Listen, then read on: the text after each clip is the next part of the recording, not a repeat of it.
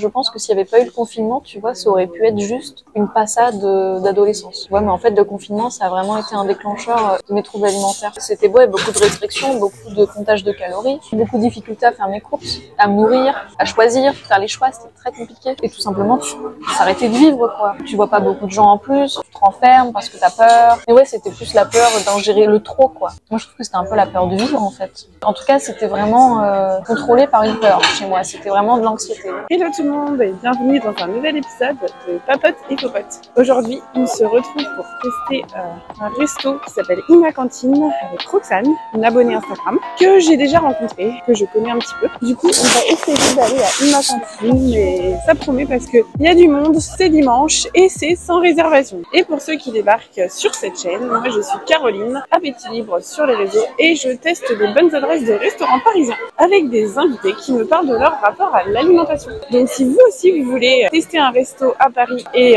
discuter avec moi, papoter avec moi pendant ce repas, n'hésitez pas à me contacter sur Instagram ou en commentaire de la vidéo.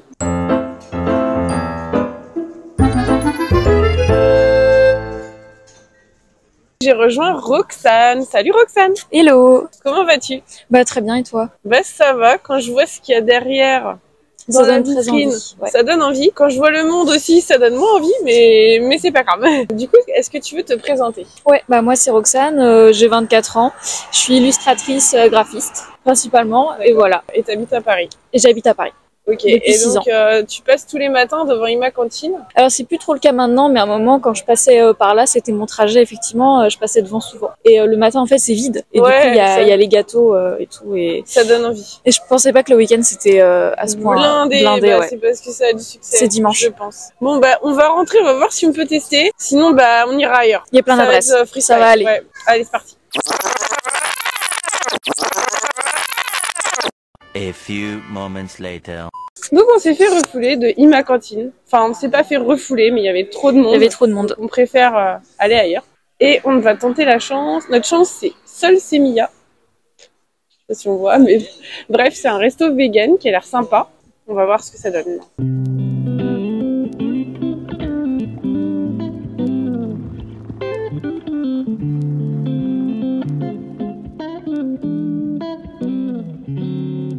Donc on a pris la même chose, assiette du jour, et donc composée de riz noir, cajou, coco râpé au beurre de cacao, lentilles corail et guarana. Ah oui, donc on va être énervé après ça en fait.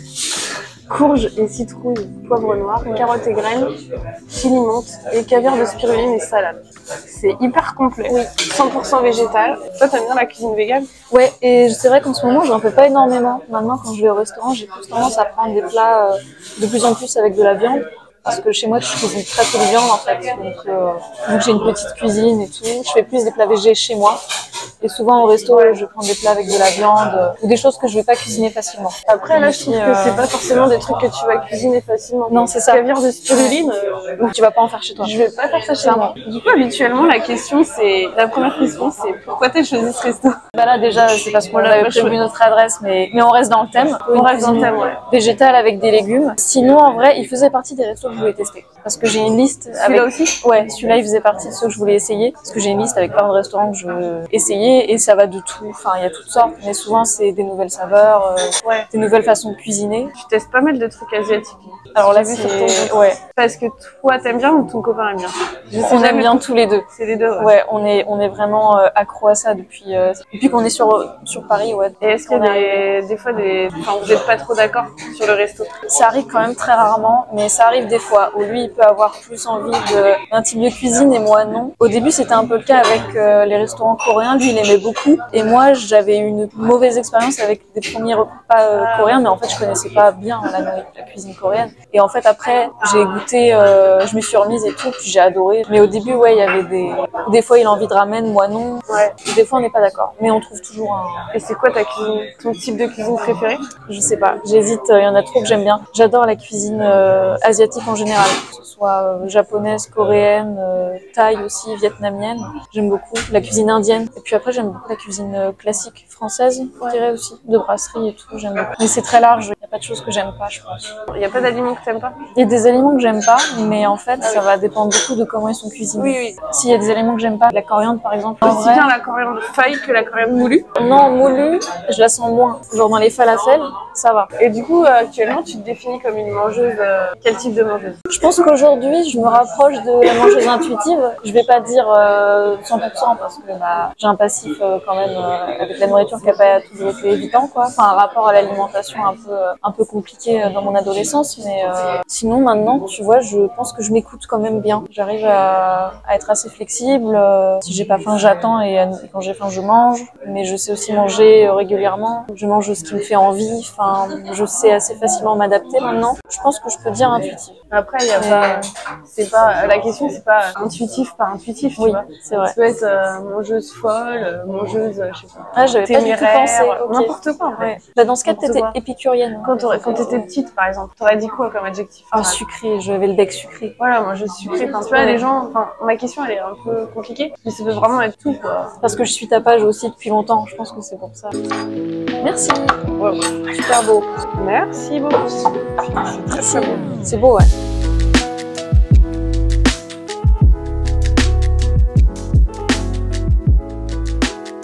Bon, bah c'est parti pour la dégustation. Retrouver les différentes saveurs qui nous avaient vendues. C'est froid. Tu commences par la salade. Ouais. Alors, je sais pas si toi tu commences par ce que t'aimes le moins. Parce que. Je sais pas d'où on la tient cette habitude-là. Moi, toute petite, c'était ça. Mais ouais, mais en fait, c'est pas tellement intuitif, tu vois. Mais j'ai remarqué que ma fille de 5 ans, elle commence à faire ça. Alors qu'avant, elle faisait pas ça. Il y a des gens, c'est l'inverse en plus. Normalement, tu vois, tu dois commencer par ce que t'aimes parce que si jamais t'as plus de place Ouais. et que t'as plus de place pour manger ce que t'aimes, après t'es un peu. Mais moi, j'ai toujours fini mes assiettes et tout. Donc, je pense que c'est pour ça. Et quand t'étais petite, t'étais plutôt gourmande alors. T'aimais plus Ouais. le sucre. Ah, le sucre et les chocolats et tout, bah, j'adorais ça. T'étais un enfant difficile ou Oui, pas j'étais difficile. Je mangeais pas de légumes ou très peu.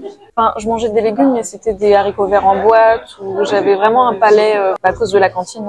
Clairement, ça m'a bloqué vis-à-vis des légumes. Et du coup, chez moi, je mangeais vraiment principalement. Enfin, tu vois, ma mère, elle se débrouillait. Enfin, elle faisait de la sardine avec un peu de riz et tout. Enfin, j'avais quand même des éléments nutritifs et tout. Mais j'aimais vraiment pas les légumes, donc ils m'ont jamais T'aimais forcé. la sardine J'adorais la sardine, ouais. Parce que des fois, les enfants, j'aime pas trop. Ouais, j'aimais bien. Bah, je suis bretonne, donc en vrai, Ah. le poisson.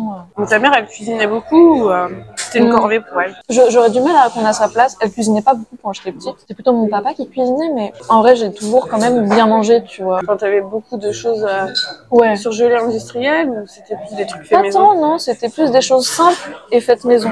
Par exemple, un morceau de poisson avec du riz ou des pâtes ou des pommes de terre. Ou alors, tu vois, un morceau de viande avec des patates sautées. Cuisine brute, je dirais. Ou tu vois, le goûter, bah, le petit pain avec le beurre et le chocolat. Enfin, des petites choses comme ça. Toujours très, ouais, assez simple et tout, mais du coup, j'ai un bon souvenir. Et c'est la cantine qui t'a dégoûté des légumes? Ouais, une cantine, c'était horrible. Comment t'as fait alors pour aimer les légumes? Parce que là, t'adores ça, visiblement. Bah, je sais pas pourquoi, mais quand j'étais adolescente, vers, je sais pas, 14 ans à peu près, bah là, peut-être que mon palais a changé, je sais pas, mais j'ai goûté des légumes sautés à la cantine du lycée cette fois. C'était pas la même cantine, Ah ouais. voilà, qu'en primaire. Et là, bah, c'était super bon. Parce que ils étaient cuisinés avec de l'huile, ils étaient revenus, ils étaient rôtis. Et je sais pas pourquoi avant, bah, j'avais pas le réflexe d'aller faire ça. Et là, j'ai goûté. Et en fait, petit à petit, j'ai remangé des légumes, mais cuits, ouais, plutôt à la poêle. Et du coup, là, mes parents, évidemment, ils ont fait plein de légumes, quoi. Ils étaient trop contents que je découvre, que j'aime ça et tout. Et du coup, quand j'étais ado, j'ai l'impression que mon palais a quand même bien changé, que je suis allée vers les légumes plus naturellement. Alors que les fruits, tu vois, j'ai toujours adoré les fruits depuis toute petite. J'ai toujours mangé beaucoup de fruits. C'est plus facile. Mais c'est plus facile, ouais. Et t'as pas l'impression que ton développement du palais pour les légumes, ça a aussi concordant avec le moment où t'es rentrée dans les problèmes, enfin les troubles alimentaires? Alors je dirais pas forcément, pas au début, tu vois. Ça a pas eu un lien pour le coup, tu vois, mais parce qu'au contraire, ben c'est bien de découvrir de nouveaux goûts et tout. J'étais pas dans une pensée autour de la nutrition ou autre. Je pense que Surtout si c'était des légumes sautés. c'est ça. Oui, en vrai, je Revenu faisais dans pas du l'huile. tout attention. Ouais. Non, c'était juste un truc en plus. Et t'es tombée dans les troubles alimentaires à quel âge alors? C'est difficile de trouver un point Ouais, précis, bah, comme environ une classe. environ 16 ans, je pense. Ouais, le lycée, au lycée quand même, tu vois. Ah oui, donc c'est quand même un peu concordant. Mais c'est quand même proche, ouais. J'ai remarqué que ouais, les gens qui ont des troubles alimentaires, des fois, ça les, enfin, c'est un peu une, entre guillemets, une thérapie pour diversifier. Quand ça tombe à l'adolescence, tu vois. Ouais. Ce genre, quand t'étais enfant, tu mangeais pas trop de légumes et puis en fait, quand tu te retrouves dans les troubles alimentaires, Tu conscientises en fait un peu, c'est ça? ouais, ou en fait, tu te mets à manger plus de trucs. Tu manges des trucs que tu mangeais pas avant. Tu essaies de chercher, tu t'intéresses à des... Ouais, peut-être. Parce qu'en même temps, quand t'as des troubles alimentaires, tu t'intéresses vachement à la nourriture et à la nutrition. Mais ça s'est vraiment accentué un petit peu plus tard, tu vois. Là, Oui, c'est vraiment les premiers signes. Mais en fait, il y a eu des pauses aussi. C'était un peu compliqué quand j'étais en première terminale. Et puis après, quand je suis rentrée dans la vie active, ça allait à nouveau mieux, quoi. J'étais à nouveau, j'avais peut-être d'autres centres d'intérêt plus intéressants, entre guillemets. C'était une nouvelle vie, c'était un nouveau cadre aussi, j'étais toute seule. Et du coup, là, j'avais pas plus de troubles, En tout cas, ça s'est vraiment mis comme en veille, quoi. Tout est redevenu bien quand je suis arrivée à Paris. Et puis après, il y a eu le confinement. Quelques années après. Je pense que s'il n'y avait pas eu le confinement, tu vois, ça aurait pu être juste une passade d'adolescence. Tu vois, mais en fait, le confinement, ça a vraiment été un déclencheur énorme de mes troubles alimentaires pour le coup. Et là, ça a été vraiment plus dur que quand t'étais... Beaucoup plus dur, ouais. En même temps, quand t'es chez tes parents, je trouve qu'il y a un peu un garde-fou. Alors que quand t'habites tout seul, bah tu fais n'importe quoi. C'est ça. Et donc avant, bah quand t'habites tout seul, mais que t'as une vie, que tu vois des gens, que t'es heureux dans tes études, que tu fais plein de choses, bah en fait ça va. Si le problème est entre guillemets, j'aime pas ce mot parce qu'aucun problème n'est pas grave, mais tu vois ce que je veux dire, tu trouves des choses qui pallient au problème ou qui, voilà, tu t'adaptes en fait. Et là le confinement, bah en fait tu peux pas. T'es juste toi tout seul. Enfin pour les jeunes comme moi qui ont été isolés. Ouais, t'étais étudiante à l'époque. Ouais, j'étais étudiante à l'époque. Et t'habitais toute seule. Ah ouais. Il y a eu un confinement chez mes parents en Bretagne. Là, ça allait pareil à peu près, tu vois, mais vraiment le deuxième confinement, j'étais toute seule, là, ça a été en si peu de temps, ça a vraiment été très compliqué, quoi. Mais je pense que beaucoup de gens... Bah, y en a, ils sont tombés dedans rien qu'à cause du confinement. Quand t'étais ado, tu sais pourquoi t'es tombée là-dedans? Je pense que ça restera toujours un peu flou. J'ai encore du mal à trouver des causes, tu vois, déterminantes. Ça peut très bien que quand t'es ado, la vision de ton corps, ça peut être ça. Après, c'était aussi l'époque des premiers, tu vois, des premiers amours, des choses comme ça un peu difficiles. Comment dire, il y avait un terrain. J'étais beaucoup dans les notes à l'école, je travaillais beaucoup. Ouais, j'étais peut-être un peu en boucle, quoi, sur le fait d'être forte ou de bien travailler. Enfin, il y avait quelque chose de très droit, quoi, très rigide. Ça commençait à s'instaurer, ouais. Mais tu te rappelles pas que t'as eu un jour une volonté de changer ton corps ou de reprendre en main ou je sais pas quoi? Si, mais tu vois, plutôt au confinement. Parce que quand j'étais adolescente, pas trop ça allait. J'étais plutôt bien dans mon corps, je me posais pas trop de questions, mais si, je voyais bien que quand je perdais du poids ou autre, ça déclenchait quelque chose, mais c'était pas, encore une fois, comme tu disais, il y avait un peu les garde-fous, j'étais quand même protégée par mon entourage. Pendant le confinement, c'était presque un nouveau centre d'intérêt, quoi. T'es tellement en boucle tout seul chez toi qu'il faut bien... Tu te trouves une motivation dans la vie. En fait, c'est ça. Oui, c'est ça. Ton trouble alimentaire, c'était surtout de la restriction. Ouais, j'ai pas eu d'autres.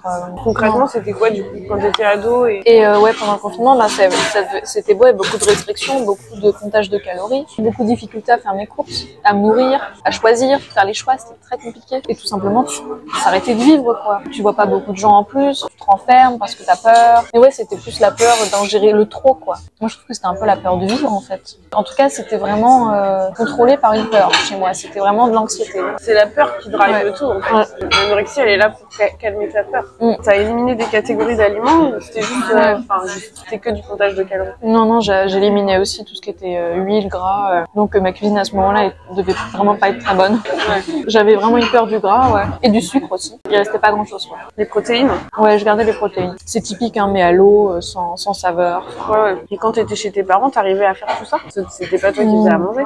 Non, je faisais pas à manger. Ça allait toujours quand même un peu mieux chez mes parents parce que je mangeais diversifié. Et c'est quand même une cuisine que tu connais un peu, donc moi je pense que ça me rassurait. Et en plus, quand je me suis un peu, on va dire, remise d'aplomb, là où j'ai commencé à nouveau mieux manger le plus rapidement, c'était la cuisine familiale. J'ai des souvenirs de Noël il y a quelques années où c'était vraiment super, quoi, où je redécouvrais tout chez mes parents. Ça allait familialement, c'était vraiment quand je devais me nourrir toute seule où c'était très difficile. Où là vraiment je pouvais vite retomber si j'étais pas surveillée quelque part, quoi. Même si on me surveillait jamais, tu vois, on m'a jamais fait de chantage de finir mon assiette, on m'a jamais imposé quoi que ce soit. Quand t'étais à l'adolescence, comment t'as fait pour t'en sortir? Bah dans l'adolescence, je m'en suis pas vraiment sortie parce que pareil, il y avait pas vraiment de mots là-dessus. Enfin moi je connaissais, tu vois, des jeunes filles qui étaient dans l'anorexie. Le corps était décharné, enfin. Toi t'as pas moi atteint non, ce stade. j'avais pas atteint ce stade. J'ai jamais atteint d'ailleurs vraiment ce stade. J'ai été en sous-poids, mais bah voilà, tout le monde disait oh bah non, c'est juste elle a un petit poids parce que j'ai toujours été de nature quand même voilà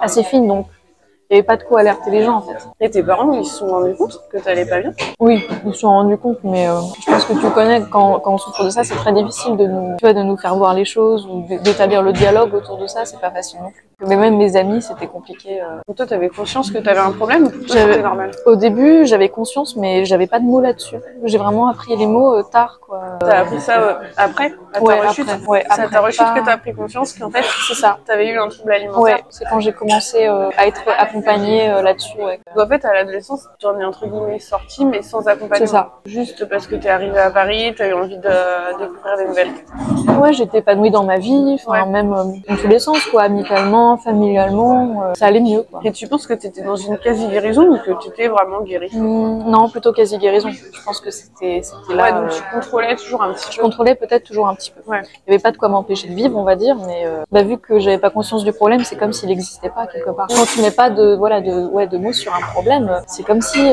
c'était pas là, quoi. C'est un peu bizarre, mais tu sens qu'il y a quelque chose, mais c'était très flou. Et comment t'as fait pour en prendre conscience pendant le confinement alors? Bah Internet déjà. Ah, t'as cherché vraiment? J'ai cherché parce qu'au bout d'un moment, je me suis dit, mais j'ai quand même ce genre de comportement depuis un moment. Pendant le confinement, je sentais que vraiment ça me mettait mal, quoi. Je voulais m'en sortir, mais j'arrivais pas avec ma volonté, quoi. C'était compliqué à moi-même d'essayer de manger plus, de mieux manger. Donc là, je me suis dit, bah il y a un problème. Si j'arrive pas à moi m'en sortir, qu'est-ce qui se passe? Donc j'ai fait des recherches. J'ai commencé par voir un médecin généraliste au début, qui elle a mis le mot sur le problème et qui m'a ensuite orientée. Elle t'a dit anorexie, vraiment? Oui, elle l'a dit ça a été écrit. Elle a une lettre ensuite à donner par un psychologue puis un psychiatre, enfin au choix. J'ai essayé les deux. Bon, la psychologie, ça m'a pas beaucoup fait avancer, et les psychiatres, j'ai pas eu une très bonne expérience avec, donc j'ai pas cherché plus longtemps. Donc après, j'ai eu un petit vide de quelques mois. Donc là, on est un peu après le confinement. Tu vois, quand ça commençait, je dirais peut-être un an après. Donc on était quand même un peu dedans. Tu sais, il y avait encore les restrictions à l'extérieur, il y avait plein de... Donc je cherchais un peu un système de soins adapté, quoi, parce que je sentais que c'était pas facile. Et puis ensuite j'ai cherché et j'ai pris contact avec une diététicienne spécialisée en comportement alimentaire. Ça a été vraiment m'a presque sauvé la vie, quoi. Enfin, t'as trouvé la bonne diététicienne du premier coup? Non, je crois que j'en cherchais plusieurs, mais je crois que c'est quand même mon premier rendez-vous, mais j'ai mis du temps avant de chercher quand même. J'ai bien mis 2 mois de recherche. Pour dire la petite histoire, on a la même. On a la même, voilà. Qui est venue sur ma vidéo. Oui. C'est Yasmine, si tu regardes la vidéo. Merci Yasmine. Et ouais, coucou. Et je sais que c'est justement en tombant un peu sur ton compte, et je crois que j'étais tombée sur son nom, je me souviens plus trop, mais je crois que je t'avais demandé peut-être. Je t'avais demandé conseil. Et je t'avais rebasculé vers Yasmine. Ouais, c'est ça. Ou même une liste, je sais plus trop, mais je crois qu'il y avait des listes quand même sur des professionnels pour les troubles du comportement alimentaire. Et Yasmine était dedans, et du coup j'avais tenté, je m'étais dit bah au pire voilà, c'est pas. Et en fait elle a eu une approche qui a vraiment marché sur moi, quoi. Après faut pas hésiter à en faire plusieurs parce que. C'est vrai, faut essayer. Mais même les psychologues, pareil, il fallait en faire plusieurs. Il y a des séances qui m'ont quand même fait du bien. Mais ouais, il y a eu un flou quand même. Pour trouver le bon professionnel, quoi. Et une fois qu'on trouve le bon, par contre, on le lâche plus, quoi. Ouais, bah ouais. Par rapport avec ton copain, en fait, il est avec toi depuis avant ou il t'a toujours connu Mon copain depuis qu'on a 18 ans, donc vraiment depuis que je suis arrivée à Paris, à peu près. On a fait les mêmes études, donc... Mais vous avez pas été confinés ensemble? Non. On n'habite pas ensemble et tout, et du coup, bah, il était chez ses parents et moi, j'étais à mon appartement, quoi. Ah ouais, comme on t'aurais habitait été loin, confiné avec lui, ça t'aurait peut-être entre guillemets protégé. Peut-être, c'est possible. Et donc du coup, lui, t'as vu le fait qu'après le confinement, enfin, il a dû voir que t'allais vraiment pas bien. Ouais, il s'en est rendu compte. Tu devais peut-être lui dire, non? Alors c'est là que ce qui est très bizarre, c'est que j'ai beaucoup de mal, mais peut-être que ça s'entend, mais chronologiquement, j'ai du mal à savoir ce qui s'est passé quand. Tu vois, je me rappelle pas très bien de quand j'étais vraiment malade. Ouais. J'ai peu de souvenirs en fait. Je me souviens de moments, et que des fois il essayait d'ouvrir le dialogue et moi je rejetais totalement le dialogue, ou des fois on en a quand même vite parlé, mais je sais pas. Mais il y a eu une période où ça allait pas du tout parce qu'effectivement moi ça allait pas et j'avais du mal à mettre les mots dessus. Donc juste, il voyait que je voulais pas, tu vois, manger au restaurant, aller dans un café. Enfin, il y a plein de choses qu'on fait plus en fait quand on est atteint de cette maladie. Et, puis on est des fois, enfin, je sais pas toi si t'avais le sport et tout qui comptait beaucoup, bah. Ouais. Du coup t'es obligé d'aller faire ton sport ou ta marche ou je sais oui, quoi. c'est ça. Là, tu t'épuises et donc du coup bah si te propose un autre truc, c'est pas toujours possible quoi. Puis en plus on est fatigué donc ah oui, on est fatigué, on est sur les nerfs. L'énergie, ouais. Ouais, puis on est sur les nerfs, ouais. Et du coup il t'a aidé dans ta guérison, non, j'imagine? Ouais, il m'a beaucoup soutenu. Et il était ravi évidemment quand petit à petit on a remangé plein de choses. Mais en fait c'est pas que la nourriture, c'est même pas forcément une question de nourriture. d'ailleurs. Il y a plein de choses en fait qu'on recommence à faire une fois qu'on a de l'énergie, que ça va mieux. Le mental aussi va beaucoup mieux une fois qu'on... Ne serait-ce quand on veut s'en sortir en fait, on commence déjà à être un peu nous-mêmes quoi. Parce que tu vois, quand je te dis que j'ai pas vraiment de souvenirs, j'ai même l'impression que c'était une autre personne. En fait, des fois, t'es là, mais t'es pas vraiment là, quoi. Ouais, c'est ça. En tout cas, c'est super bon. C'est très bon. Et la sauce, elle est bien T'as goûté le chili menthe, là? Ouais, elle est bien relevée, hein. Ouais. Mais elle est du goût. Mais elle est bonne, ouais. C'est frais et après, ça pique. Tu sens la menthe et après, tu sens le piment. C'est copieux. Ouais. En fait, le confinement, dans nos vies, je trouve que ça a eu un impact assez... Enfin, il y a toujours un impact sur... Il y a un aspect de ta vie, je trouve, pour les gens qui avaient peut-être des petits soucis de la santé mentale. Parce que toi, tu vois, ça t'a fait plonger, mais en même temps, si t'avais pas plongé, au moins, t'as pris conscience du truc. Exactement. Ouais. Moi aussi, ça m'a aidé vis-à-vis de l'activité physique. Parce qu'en fait, j'avais déjà bien avancé ma guérison à ce moment-là, mais j'étais toujours un peu, entre guillemets, esclave de faire de l'activité physique. Mais c'est ça que je trouve triste avec cette maladie, c'est que, en tout cas dans mon cas, tu vois, j'avais vraiment tout pour être très heureuse et sans problème, tu vois, à ce moment-là. Et juste ce petit truc qui est vraiment arrivé pendant le confinement, ça a tout... en fait, ça devient ton problème, quoi. Tu vois plus rien d'autre. Tu vas souvent au resto? Est-ce que t'aimes... Enfin, maintenant, c'est un truc que t'aimes bien faire? Faut savoir que je me tâche tout le temps dès que je vais au restaurant. Ouais, c'est un truc que j'aime beaucoup faire le week-end. Ouais, j'ai encore un petit logement, j'ai encore tout ça, mais c'est un peu mon petit plaisir, quoi. Le restaurant, c'est... T'es plutôt du genre à faire toujours des restos différents ou des fois, tu aimes bien retourner au même endroit? J'aime bien retourner au même endroit une fois dans le mois, quoi. Tu vois, une fois par mois à peu près. J'ai un peu mes adresses favorites et après... Mais j'aime bien... Combien de fois par semaine? Une fois, deux fois? 2 fois environ. Après, tu vois, l'été, quand on sort beaucoup plus et tout, ça va être peut-être plutôt 3 fois. Et c'est quoi le resto à Paris qui t'a le plus bluffé? Ah, qui m'a le plus bluffé? Enfin, que t'as le plus adoré? C'est pas facile. Celui-là. C'est vraiment pas facile. Celui-là, il est très très bon. Parce qu'en fait, j'ai pas eu beaucoup de mauvaises surprises. Si, j'en ai eu quelques-unes, mais j'en ai pas eu beaucoup. Mais moi non plus. Tu vois. Je sais qu'une fois, j'étais allée dans un café qui s'appelle le Valentin et j'étais jamais allée. C'était un salon de thé. Ouais, je veux y aller. Ouais. C'est bien ou pas? C'était très très bon. Tu peux me le déconseiller? Ah non, non, il est très bon. Au contraire, ouais, il est super bon. Et je pense que là, ça a été peut-être dans le côté un peu magique, féerique, tu vois. En plus, c'était un peu l'hiver. C'était. J'avais jamais mangé de pâtisserie. Comment chef? Ouais, de chef. Et là, c'était la première fois. Et c'est vrai que c'était marquant. Même le thé était excellent. Vraiment, tout était très bon. J'ai jamais eu de mauvaise surprise. Après, je choisis aussi où je vais. Ouais, tu les choisis avant. Ouais. Je pense que souvent, quand tu peux te faire des mauvaises surprises, c'est quand t'en prends un au hasard comme ça dans la rue. Parce que là, finalement, celui-là, on dit qu'on l'a fait au hasard, mais on l'a pas tant fait que ça. Non. Ouais. On l'avait déjà remarqué. Enfin, moi, je savais que c'était une adresse sympa. J'ai vu qu'il était à côté. Donc, Et tu fais comment, du coup, pour les choisir? Tu regardes sur Google ou sur Instagram? Plutôt Google maintenant. Avant, c'était beaucoup Instagram, mais en fait, j'ai eu beaucoup de déceptions avec certaines adresses Instagram. Enfin, ça dépend lesquelles. Par exemple, si c'est des gens que moi je suis et que je connais un peu et que tu vois, je vois qu'ils vont à tel resto, je vais noter l'adresse. Mais si c'est des reels qui passent et qui ont beaucoup de succès sur Insta, bah, c'est peut-être un mauvais hasard, mais souvent quand je les essaie, je suis souvent déçue par rapport à l'image que je m'en faisais en ayant vu, tu vois, la vidéo, par exemple. Et bah, je sais pas. C'est pas forcément des déceptions, mais c'est pas exactement comme ce que je pensais, tu vois. Enfin, là, c'est bête, j'ai pas d'exemple.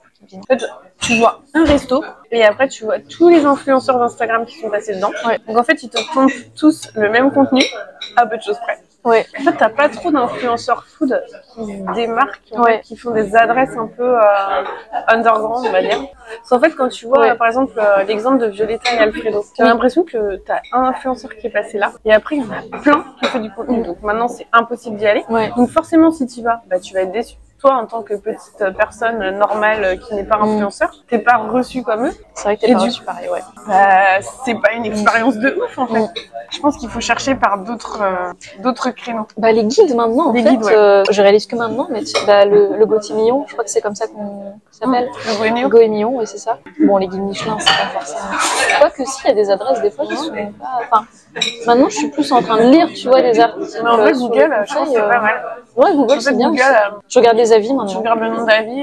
Ouais, parce que les avis, c'est des gens comme, comme toi et moi. Et après, j'ai vu qu'il y avait des influenceurs qui mettaient des avis. Oui, c'est vrai. Des fois, je vois le guide ultime sur un truc Google. Ouais. Après, ça dépend, parce qu'il y a des adresses aussi que j'ai remarquées sur Instagram, je les ai essayées, elles étaient très très bonnes. Tu vois, ça, oui. Il y en a, mais tu vois, tous les groupes au Mimo, les Bao Express et tout, ça c'est excellent. Je pense que c'est plutôt les plats brunch où j'ai pu être un peu déçue. Après, faut aimer les trucs de brunch, mais c'est un peu la grande mode. Donc, franchement, moi, quand je mange ça, j'ai l'impression de manger un plat thérapeutique. Non, pas toi. Je sais pas, quand t'es malade, tu te dis, c'est oui. bien, Ouais. tu vas manger plein de vitamines. En même temps, il n'y a pas de protéines, enfin, si, il y a des protéines végétales. Mais... Du coup, ça, moi, c'est un peu étiqueté truc sain. Toi, si potentiellement, au début de ta guérison, c'était plus facile de manger ça que de manger un burger. Oui, c'était plus facile. Alors qu'au final, tu sais, ça me cale presque plus. Ouais, mais ça se trouve, il y a autant de calories, en fait. Plus, ouais. Enfin, je veux dire, c'est psychologique. Souvent, les trucs sains, les gens pensent sain égale perte de poids, mais pour moi, c'est totalement différent. Parce que tu peux perdre du poids avec des trucs pas sains. Ouais, totalement. Bah, on voit bien même avec tout ce que tu vois à la télé, là, les pubs pour les faux repas, là, les trucs comme ça. Ouais, c'est hyper mauvais, quoi. Il y a de l'hypocrisie autour de ça. Ouais. Les bars, tu sais, les bars hyper protéinés, se disant des trucs sains, mais quand tu regardes les ingrédients, j'appelle pas ça sain. Non, c'est bourré d'additifs, c'est bourré de trucs. Tu sais même pas ce que c'est. Pareil, c'est un prix, c'est que du marketing, ça coûte tellement cher. C'est très très bon. Ouais, c'était excellent. Ça cale et je pense que ça cale assez longtemps. Ouais. Parce que des fois, t'as des trucs qui te calent et t'as faim après. Bah, je pense qu'un des repas qui m'a le plus calé au restaurant, tu vois, c'est un des bols du Bichat. J'en avais pris un et j'avais pris un dessert après et je m'attendais pas au début, mais ça m'a vraiment, j'ai rarement été autant blindée. Moi, le truc qui m'a le plus calé, mais tu vas rigoler, c'est un milkshake de Octane Loca. Et pourtant, j'avais que ça, quoi. Et je suis ressortie de là, mais j'avais l'impression, je sais pas, peut-être que j'avais mangé aussi un autre truc mais ça avant. C'était très dense, beaucoup de crème, je sais pas. Mais c'était bon, surtout que le chocolat, ça peut être écœurant. Donc, du coup, tu veux un dessert? Bah, peut-être, ouais. Je vois qu'il y a de tout. Toi, t'es plutôt, j'aime bien goûter à tout. Ouais, je suis curieuse. Et sinon, t'as des considérations éthiques quand tu cuisines, quand tu manges? Oui, quand même. C'est comme quand j'étais étudiante, enfin, j'ai jamais mangé beaucoup de viande, mais tu vois, autre que raison budgétaire, je préfère m'acheter un bon morceau de viande dans la semaine, quitte à passer, tu vois, au marché ou à un traiteur dans le week-end. Ou tu vois, si je fais un repas avec des poulets, bah une fois, je vais prendre des vrais morceaux de blanc et tout, et après le reste de la semaine, ça va être des plats plutôt végétariens, avec des légumineuses, des pois chiches, du tofu. Et sinon, au restaurant, en vrai de tout, je me mets pas de barrière pour autant, quoi. Mais après, au restaurant, je fais quand même tu peux pas savoir. Tu peux pas savoir d'où vient la viande. Bah oui. J'ai quand même des considérations éthiques hyper personnelles, mais je pense qu'on a tous un peu des blocages. Mais tu vois, il y a même si je sais que la viande, c'est des animaux, tu vois. Par exemple, le lapin, je suis incapable d'en manger ou de goûter. Enfin, parce que quand j'étais petite, j'ai eu un lapin, tout simplement, et on l'a pas eu très longtemps. Et du coup, maintenant, tout de suite, ça m'a... Ouais, c'est comme le cheval. Ouais, j'ai jamais mangé de cheval, je me vois pas en manger. Non, moi non plus, mon mari, lui, des fois, il te sort des recettes, lapin à la moutarde. Qu'est-ce que tu fais avec des recettes pareilles, quoi? Moi, je veux pas de ça, quoi. Et lui, ça le choque pas de... Et hier, mon copain me parlait d'un dessert indien qu'il a mangé il y a pas longtemps, et moi, je connaissais pas du tout. Alors, je ne saurais pas le prononcer, donc je ne vais pas le prononcer. En fait, c'est des petites boules de beignets à la semoule, frites, et ensuite, il y a un sirop de rose par-dessus. C'est pas énorme et tout, mais... indien ouais, c'est indien. C'est pas goulab. Si, c'est ça. Ouais. Et ça, c'est vraiment le dessert de son enfance, mais j'ai jamais goûté. Oui, parce qu'il est indien, ton copain. Oui, il a grandi en France. Ouais, il est d'origine indienne, en fait. Parce que quand tu fais un resto indien à Paris, et quand tu manges indien en Inde... Mais on mange pas beaucoup dans des restos indiens, tu vois, pour te dire. Ouais, et c'est édulcoré ici. Enfin, parce que moi, je me rappelle en Inde... c'est soft. T'es allée en Inde? Des trucs de piquants que j'avais jamais mangé. Enfin, moi, en Inde, déjà que j'avais mes TCA et en plus que tout était piquant, franchement, c'était chaud, quoi. Je pouvais rien manger. Puis là-bas, en plus, tu dois faire attention pour l'hygiène, pour pas être malade. Ouais, lui, il était tombé malade là-bas, effectivement, déjà. Et... Je cours pas après la nourriture indienne, mais ça dépend. Par contre, j'adore les nanes au fromage. Je fais que ça. On n'a jamais fait beaucoup de restaurants indiens. Et les lassis, j'aime bien aussi. Ouais, c'est bon. En fait, on a un traiteur où on va régulièrement, mais sinon, à part ça, moi, la nourriture indienne que j'ai mangée, c'est souvent, il me la rapporte dans des tupperwares ou c'est ce que sa cuisine a fait quand ils se rassemblent et tout. Mais c'est vrai que ce genre de nourriture, ces goûts-là, je les ai jamais retrouvés trop dans des restaurants où c'est vraiment particulier. Il y a beaucoup plus de parfums, en fait. Ouais. Non, c'est ça, banana side. Ouais, je pense que c'est ça. Et ça c'est le cacao. Ok. Et ça, c'est le kuma. Alors, moi, j'ai une grande habitude des moite-moite dans ce genre de truc. Ouais, moi aussi. En gros, tu manges la moitié et après, tu me le donnes. Ok. Tu voudrais commencer par quoi, toi? Le lucuma m'intrigue. Ok. Et là, ils ont mis je sais pas quoi. Ouais, super. Je vous laisse le menu pour chose. Ça, tu vois, ça me rappelle des goûts des plats indiens. Ouais, ça doit y avoir des épices. Beaucoup la banane. On dirait qu'il y a... C'est pas trop froid. On dirait qu'il y a de la cardamome, des clous de girofle, on dirait qu'il y a ce genre de choses. C'est bon. C'est pas un truc de fou. Les desserts vegan, enfin non, c'est pas vrai. Il y a des trucs super bons, comme chez Grundy. Ouais, ou VG Pâtisserie aussi. Je crois que c'est ma meilleure adresse, VG Pâtisserie. Ouais, des fois, ça surpasse même les trucs. Il y a quand même des trucs, des fois, t'es un peu déçu. Moi, j'étais allée à Aujourd'hui Demain. C'était bon, mais il y avait une chantilly, ça goûtait trop le soja. Je vais tester un mélange. Bah ouais, vas-y. Même avec ça, je pense que ça va pas mal. Ouais. Ouais, c'est pas mal parce que c'est pas trop sec. Pourtant, ça a l'air très sec, mais non, c'est super bon. Après, 10 € pour ça, je trouve ça un peu cher. Alors, attention, je teste le look. Est-ce que j'ai... Sans la cannelle, non? Ouais, il y a beaucoup de cannelle. Ah oui, c'est marrant. C'est très léger, enfin, Ouais. c'est très compote. Ça me fait penser à un truc, un peu comme de la courge. Je sais pas ce que c'est ça. Il y a de la noix On de dirait coco, du non? chocolat, mais Pas du caramel. Ah, c'est vert. C'est du sirop, mais je sais pas de quoi. Ah oui, bah tiens, toi t'es plus bec sucré ou bec salé? sucré quand même. Ah ouais, non, moi je suis plus bec salé. Moi, je peux faire 2 repas sucrés si il faut. C'est pas un problème, mais le matin, il faut que je mange sucré. C'est pas forcément beaucoup sucré, Ah oui, mais non, mais d'accord, oui. tu vois, si je dois faire un choix, bon après, j'ai besoin du salé au bout d'un moment, évidemment. Ah oui, non, mais faire un repas, oui, oui. Ouais, Moi, le sucré, il faut vraiment que ça atteigne un niveau. T'as goûté celui-là? Non. Je pense que c'est le meilleur, non? Oui, il est bon. Mais c'est marrant, c'est du sablé, c'est très cacao. Ouais, mais il est bon parce qu'il est pas sec. Enfin, tu vois, il est quand même... C'est marrant comme texture. Ouais. On dirait du crumble. Limite ça, c'est bien, mais tu vois, ça aurait été saupoudré sur une petite crème à la vanille. Ouais. Là, c'était le combo ultime. Ouais, c'est vrai. Ou de la glace à la vanille. Ouais. Avec de la chantilly. Ça manque un petit peu. Ça manque d'un truc, ouais. Et du coup, il y a un truc que tu voudrais rajouter. Bah, que pour ceux qui souffrent de troubles alimentaires, de faire en sorte de trouver un parcours de soins, même si c'est pas facile, au plus vite. La vie, elle est quand même trop courte, donc même si c'est pas facile, faut quand même tout faire pour en profiter un maximum. Parce qu'une fois qu'on s'en sort, en fait, c'est plus facile de mieux relativiser, en fait, tu gagnes en qualité de vie quand tu t'en sors. J'espère juste que ça va s'arranger et que il y aura un meilleur accès aux soins pour ceux qui souffrent de TCA. Parce que vraiment après, la vie, elle a beaucoup de choses à apporter, quoi. Et le temps passe très vite. Moi, c'est ce que je dirais. Merci Roxane. Ouais, bah c'était chouette. C'était très très bon. Ouais, Merci. On a bien aimé. On s'est régalé et du coup, c'était pas prévu qu'on vienne là. Non, mais c'était... Franchement, c'est bon. Surtout pour le salé, peut-être plus. Ouais. Bah après, je trouve que les desserts, ils sont sympas. Le truc au cacao, c'était très bon. Il est pas mal. Ouais. Mais on a vu peut-être que le mieux, c'était le crumble. Bon, prochaine fois. Grave, ouais. Du coup, Roxane, où est-ce qu'on peut te retrouver? Sur Instagram pour voir surtout mes dessins. Donc c'est @Roxane avec un seul N, _, brossard comme les gâteaux. Voilà. Voilà. On mettra ton compte en description. Ouais. Merci d'avoir participé. Merci. Merci à vous d'avoir regardé la vidéo jusqu'au bout. N'hésitez pas à la liker, la partager, la commenter, à vous abonner. Et si vous voulez faire partie de mes invités, n'hésitez pas à me contacter. Tout le monde est le bienvenu. Et on se dit à une prochaine vidéo. Bye bye. Bye bye.